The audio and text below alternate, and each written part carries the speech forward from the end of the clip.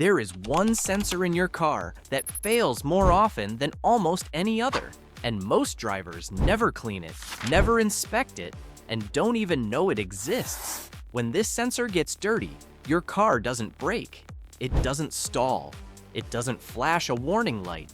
Instead, it quietly steals 10 to 30% of your fuel economy, makes the engine feel sluggish and unresponsive, increases internal engine wear, and slowly pushes you toward repairs costing thousands of dollars. Here's the part that should worry you. By the time most drivers replace this sensor, it usually wasn't broken at all.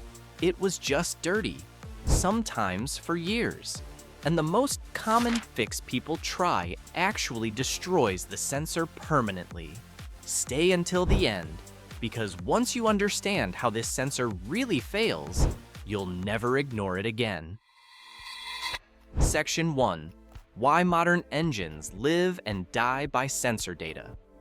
Modern engines don't rely on mechanical feel. They rely on data, airflow, fuel delivery, ignition timing, throttle response, emissions control. All of it is calculated from sensor inputs. That means when a sensor is slightly wrong, the engine doesn't know it's wrong. It simply obeys. Not violently, not dramatically, but constantly. And constant bad data creates constant wear. Section 2. The most dangerous kind of sensor failure. Most people think sensors fail like light bulbs. They work, then they die. That's not how this sensor fails.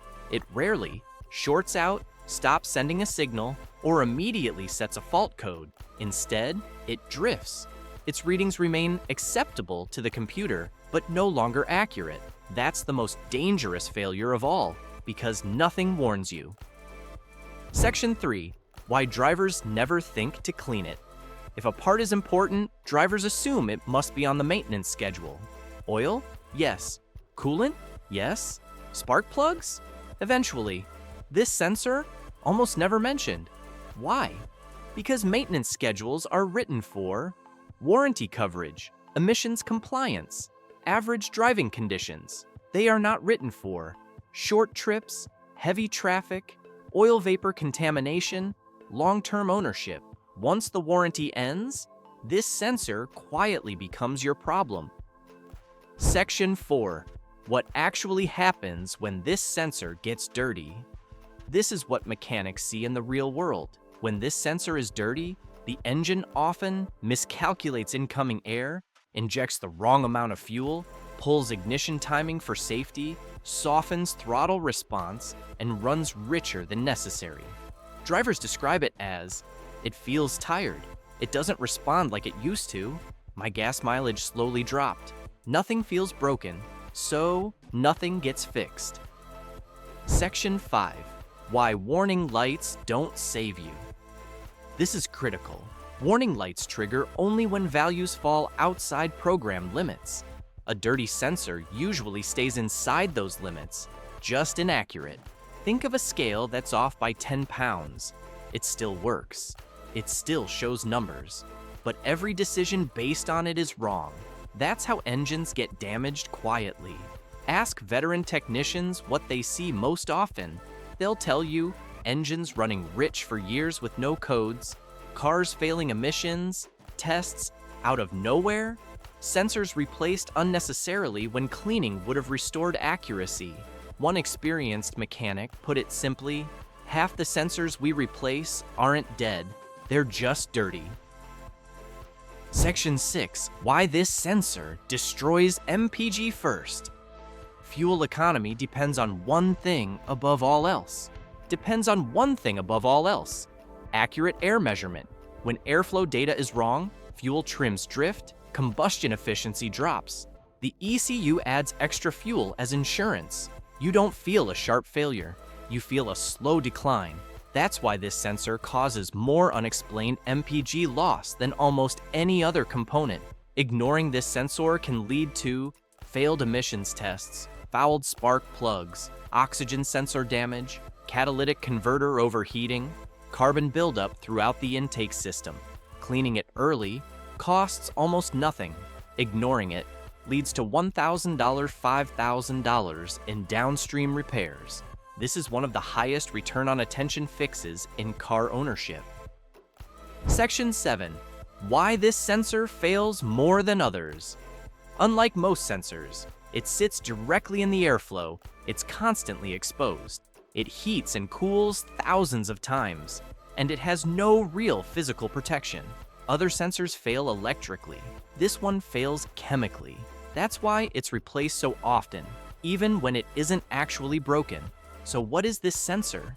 Why does it get dirty so easily? Why do some cleaning attempts permanently destroy it? And how do you know if cleaning will still save yours? In the next part, we'll name the sensor, explain exactly how contamination changes its readings, and reveal the one mistake that turns a simple cleaning into an expensive replacement. The sensor revealed: the mass airflow (MAF) sensor. The most failed car sensor is the mass airflow sensor, commonly called the MAF, not because it's cheap, not because it's poorly engineered, but because it lives in the worst possible location in the entire engine. Every single breath your engine takes passes directly over this sensor, and over time, that air is never as clean as we think. Section 8. What the MAF sensor actually does. The MAF sensor measures exactly how much air enters the engine. That number controls how much fuel is injected, when the spark fires, how responsive the throttle feels, how the transmission decides when to shift, how emission systems behave. This sensor doesn't affect one system, it affects everything. When it's accurate, the engine feels smooth and efficient. When it's dirty, the entire engine management system starts guessing. Section 9. How the MAF gets dirty without you seeing it. Inside the MAF is a tiny heated element, thinner than a human hair. Over time, it becomes coated by fine dust that slips past the air filter, oil vapor from the crankcase ventilation system, residue from over-oiled aftermarket air filters, moisture from short trips, and humidity. You don't see mud or grime. You get an invisible film. That film insulates the sensor, causing it to read less air than is actually entering the engine. The sensor still works. It just lies quietly. Section 10. Why the engine computer can't fix this. Many drivers assume the ECU will adapt. Only partially. The MAF is a primary input. The computer trusts it. So when the MAF underreports airflow, fuel trims shift slowly, timing is pulled back conservatively, throttle response is softened, the engine runs richer than necessary. The car isn't broken, it's protecting itself. Based on bad information, that protection costs you fuel, power, and long-term engine health. Section 11. Why this sensor fails more than most others. Most sensors fail electrically. Broken wires, failed heaters, dead circuits. The MAF usually fails chemically. Contamination, not breakage. That's why so many MAF sensors are replaced when they aren't actually dead. Cleaning restores accuracy. Replacement restores accuracy too, but at a much higher cost. Section 12. The MPG connection. Real-world mechanic data. Independent testing and long-time mechanic observations consistently show a dirty MAF can reduce fuel economy by 10 to 30%. Not because the engine is damaged, but because it's miscalculating airflow. Fuel is added as insurance. Timing is reduced. Throttle response feels lazy. Drivers live with this for years, assuming the car is just getting older. Section 13. Why changing the air filter does not fix it. This confuses many people. Replacing the air filter does not clean the MAF sensor. In fact, installing a new filter can increase airflow, expose how inaccurate the sensor has become, make symptoms feel worse. That's why some drivers say, "My car ran worse after I changed the air filter." The filter wasn't the problem. The sensor was already compromised. Section 14. The cleaning mistake that destroys the sensor. This is where many people turn a simple fix into a costly replacement. They touch the sensor element, wipe it with a cloth or cotton swab, use brake cleaner or carb cleaner, blast it with compressed air. That destroys it. The element is extremely delicate. One touch can permanently change its calibration. The wrong solvent can strip protective coatings or leave residue that alters readings forever. This is why people say, "I cleaned it and now the car runs worse." They didn't clean it, they killed it. Section 15. The only safe way to clean a MAF sensor. There is only one correct method.